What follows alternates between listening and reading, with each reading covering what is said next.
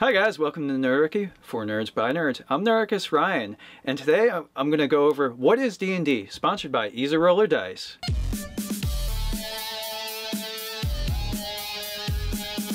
First, I'd like to give a massive thank you to Easy Roller Dice, who's going to be sponsoring this series. You should definitely go check them out. You'll be able to check them out in the descriptions below. And if you use the coupon code new to D&D, which will also be down in the description, you can save 20% off on your next set of dice or your 1000th set of dice, because as you get into this hobby, you're going to find out that the dice are a bit of an addiction, as you can see. So the idea of this weekly series that's going to be featured on Wednesdays here on the Nerdarchy YouTube channel is to give you a sense of very specific aspects of the role-playing game hobby. And we're going to be doing this every Wednesday so that you can just go down to this playlist and find out what it is you need to know to get you started playing D&D. So if you've been curious about the hobby and you weren't really sure where to turn, we're hoping to help provide you with answers and give you some guidance. We have a bunch of other videos on this channel, but we really wanted to create a series that's going to help you get into the game. It's hard when you don't have somebody there and you're a new player to show you what every little thing means. And a lot of us, when we've been playing this game for over 10 years plus, we forget what it's like to be a very new player and to not have that more senior mentorship. So hopefully we can provide you with that. And we're trying to do this in a very quick way so that you can jump in, get your answer in about 5 minutes or less, and we can help you along. Maybe you watch shows like Critical Role or Acquisitions Inc. Maybe you've been watching some of Matt Mercer or Matt Colville's GM tips, which I guess you have to be named Matt to be awesome at RPGs. And so maybe you've checked out fantasy-oriented books, movies, or some of the board games that are out, and you've always thought that playing Dungeons & Dragons seemed like a really cool and fun thing to do. So we want to help guide you along with that. And as this series progresses, if you have any questions, put them down in the comments below so we can get some ideas for other questions you might have about the hobby. This may seem complicated at first, but we'll have you hurling green flame and swinging axes in no time. So while you're playing an RPG game, you have a player character, or PC for short. Now, when you're playing a video game, you're constrained by the physics of the world, which in the Dungeons & Dragons world, there's replications of real world physics. Like, you're not going to go jumping 50 to 75 feet unless there's magic helping you, of course.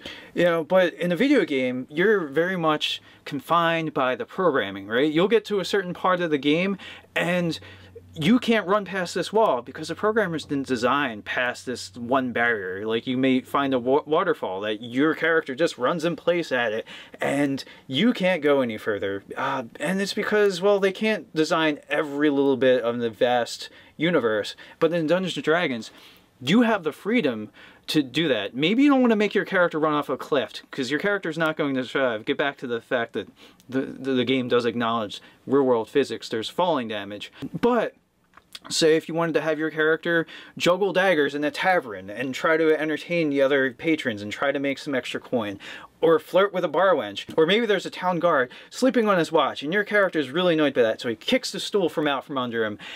You can do all those things, and if it helps further the characterization of your character, you should do it, because that's what this game's all about. Trying to portray the persona of a character, and it's anything that you do that creates fun little moments like that.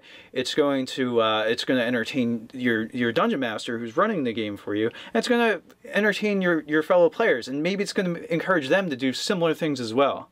So most times when you're going to try to do something that might be difficult, might be trying, your dungeon master may call for you to roll this 20-sided die. When the outcomes of what you're trying to do is in question, this is going to help determine whether you succeed or fail, or maybe even to what degree of success you might come to.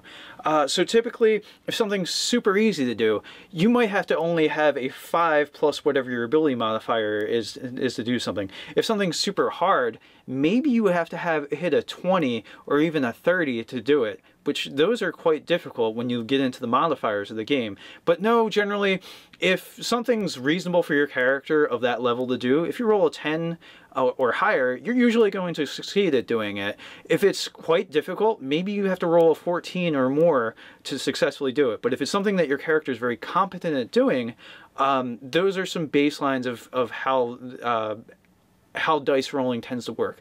Now, sometimes people, when they play the game, put in things of critical successes or critical failures. So when you roll a 1, it's the absolute worst outcome you can have happen, and if you roll a 20, it's the absolute best outcome you can have happening.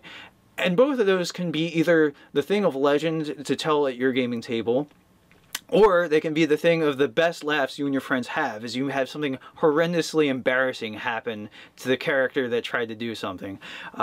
Like, maybe you have that classic on the roll of 1, a character who's trying to slink away from enemies, trips on a banana peel that you just put there you just make it up that it existed there, and falls on their butt, and makes all kinds of noise, and the enemies are alerted, and it's the catastrophic things that happen in role-playing games and at the table that make this hobby the best. So all that being said, there's lots of different dice in sets of dice that you'll get as you start playing the game, but just know that 95% of the time, your dice rolling really starts with this 20-sided die.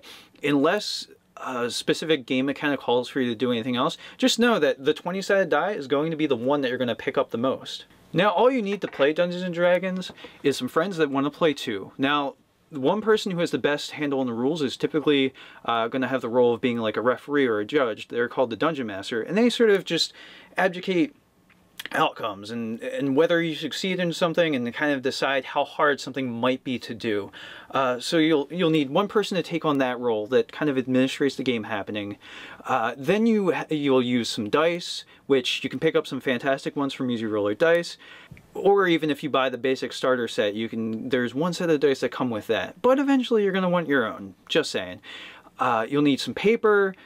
And you don't even need to pick up the books. There's actually some basic rule set online, so you could either use that or the starter set, but both are fantastic ways to get started into the game. So you just need those few things and just your imagination, and you can have hours of fun with your friends.